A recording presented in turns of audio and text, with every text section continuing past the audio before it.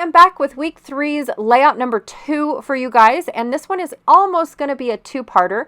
I'm working on a pocket page today, and my favorite out of this entire collection is this gorgeous plaid, and I'm going to end up using this, what looks like cubby holes. So I'm going to use the cubby hole side instead of the pipe side, and I'm making a pocket page today. So I've got 6 photos for this pocket page.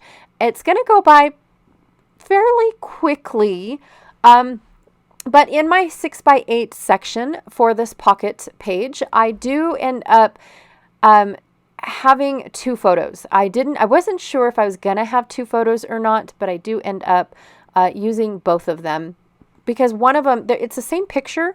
I just zoomed in because I loved when old books were created and you ended up with all of that, I don't know, swirly on the edges of the pages. They don't make books like that anymore. It's just so pretty. So anyways, just going through the boring part, which is cutting all my papers. I skipped most of it. And I just cut down I decided not to use the plaid paper at all. And I just cut down my cubby hole paper so that way it fit in all of my pockets. Then I created a smaller white cardstock border, and then I trimmed my photos down even smaller. And now I'm just going through all of my little bowls to pick out what I want to use on this layout. And I do have to say, I definitely add to, take away, bring in, all that good stuff, just because of the fact that like that tag up at the top, it looks really good with that tiny little bit of plaid, because at least then I get to add the plaid, but later I find in a better piece. And so I don't end up using that tag. So now I'm bringing in this tag because I can bring in a little bit of black on the other side. But like I said, I do end up, see, I really like that plaid, you guys, but I end up bringing in this piece here where I cut the pipes out. I have this plaid that was in the middle of the pipes. So it's actually going to work better for me than wasting an entire tag that I could probably use somewhere else. And I'm building my clusters kind of as I go. This is usually what I end up doing, because if I just throw a bunch of pieces in a pile, it's almost like, okay, what was I thinking on this if I don't put it right where I thought it would go to begin with? So this works better for me. And then I started to bring in the gears, you guys. Who on earth was having doubts that I was going to bring gears in to any of these layouts? Yeah, they're pretty much the first things that end up going. I have to say that even though I have 8 bowls to choose from, by the time that I'm done with this entire week, just to let you guys know, I reduce it down to only 4. Not during the videos or anything like that, but when I clean up, I end up in 4 bowls. And then, of course, when I put them away, they're not in the bowls anymore because I use them for other things. So anywho, going to go ahead and start just working through the clusters, making sure that I have all the pieces that I need or want. I do end up cutting up the film strip so I could use it into more than one spot. And then I'm pretty happy with the cluster that I have going on up top in my 6x8 little section. Most of these page protectors I get at scrapbook.com, you guys. I just type in the search function for pocket page protectors, and then it shows me a wide variety. It shows me 6x8s. It shows me 9x12s, 8.5x11s, 12x12s, all different kinds, as long as they are perforated for multiple photos. And they're all different peoples, you guys. Not Jilly Bean Soups, but Doodle Bugs are in there, and We Are Memory Keepers are in there. I'm not sure if Becky Higgins' Project Lifes are in there or not. I don't think so, but scrapbook.com has their own, and they are amazing. So I get a lot of questions on where I find my different orientations of pocket pages.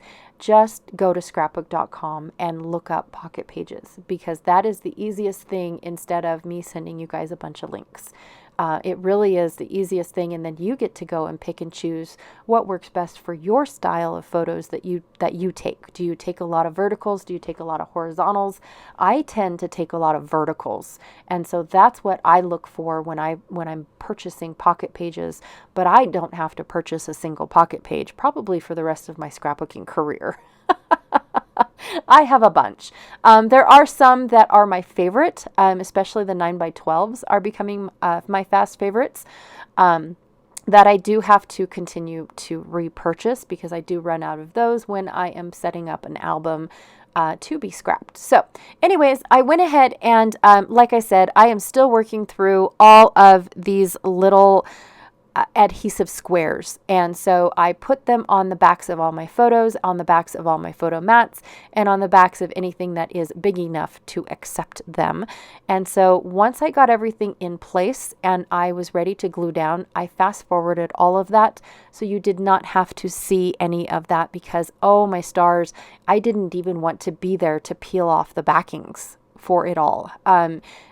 I'm glad I'm using them up, and yes, I could have definitely been one of those that said, toss the whole thing, but I'm not wasteful. They were adhesive that were gifted to me, and to be honest, I've never used them. I never even knew they existed. I don't know. I guess they were what we used to use before we had tape runners.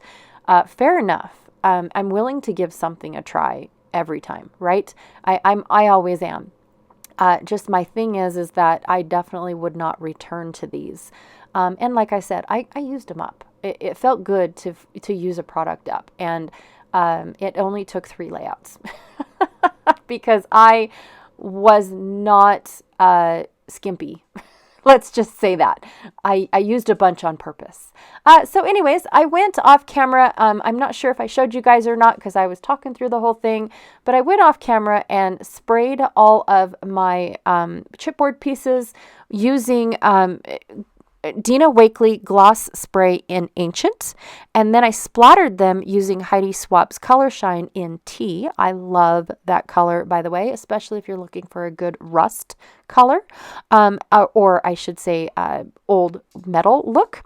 And then I also used Mixed Media Dina Wakley's Gloss Spray in White, which I did not show you guys that I splattered in white afterwards, just to add a little bit of interest and color to these pieces, because I really don't like splattering on the outside of my layouts, even though this particular acrylic spray, because it's a paint spray, it will stay. It won't last like forever in time, but it'll stay for quite some time on the outside of your page protectors, but it's just not my favorite thing to do. All right, so the last thing I'm going to do for this little cluster here is add a little button and then add my little chipboard piece. I love these solid little circles, and they're distressed on the outside edges and whatnot, but it gave a good resting place for my gear. It is a little bit on the bulky side because now I have 3 chipboard pieces stacked on top of each other, but it actually is the same height as that metal piece with the twine behind it. So it worked out really, really well. And then I am using score tape or Terran tape behind my metal pieces and on top of the twine, because I know that it's a way better, more secured tape than the removable little squares.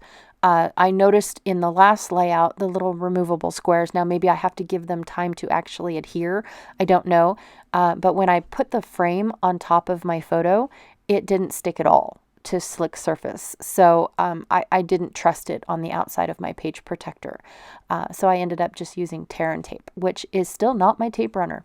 All right, so inside the centers of all of my circles, all of my faux buttons, I am adding this little twine. It's my favorite twine in the whole wide world from Stampin' Up.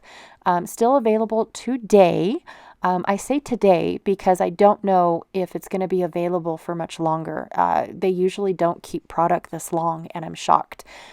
So anyways, I do have some of that. These are just photos of the blueprints of the town of Austin, Nevada, before they made a road for just the mine site. And then, of course, the expansion of the road for the mine site. So I thought that that was pretty cool to have that. And these are in the they're in the museum for anybody and everybody to see, along with these ledger books. And the ledger books were also from the mine site that was in Austin, Nevada, owned by the Stokes family, who did the Stokes Castle that I've already scrapbooked before. So anyways, thank you so much for hanging out with me today. I really, truly appreciate when you guys come hang out with me every day or any day. Be sure to check out Galaxy Girl Creations here on YouTube and go see what Janet is creating today. And if you're interested in checking out other videos by myself, here are 2 more just for you guys. I'm running out of Kit Conspiracy videos to share with you guys, so these are just 2 random ones that I thought you guys would like that kind of go with this collection. So anyways, thank you so much, and I'll check y'all later. Bye!